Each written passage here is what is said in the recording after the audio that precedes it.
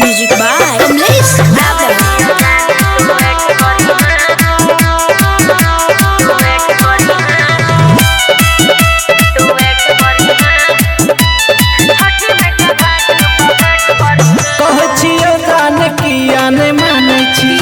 सजान तू ठकुआ के छानै छी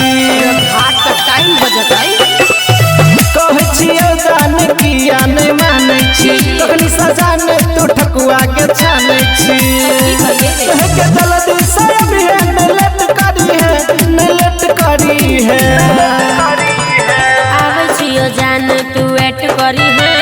छठी माई के घाट पर भेंट करी है आवे छियो जान तू वेट करी है छठी माई के घाट पर भेंट करी है आवे छियो जान तू वेट करी है कमलेश छठी माई के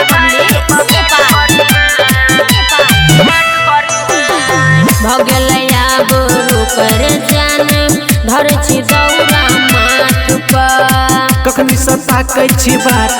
तोहर हम तोरा घाट पर भगल जान रुकर आब धर छी दौरा माथ पर कखनी सताकै छी बात तोहर हम तोरा घाट पर हे के मिलक पालन कोनो सेट करी है हाँ सेट करी है आवे छियो जान तू वेट करी है छठी माई के घाट पर भेंट करी है आवे छियो जान तू वेट करी है छठी माई के घाट पर भेंट करी है आवे छियो जान तू वेट करी है कमलेश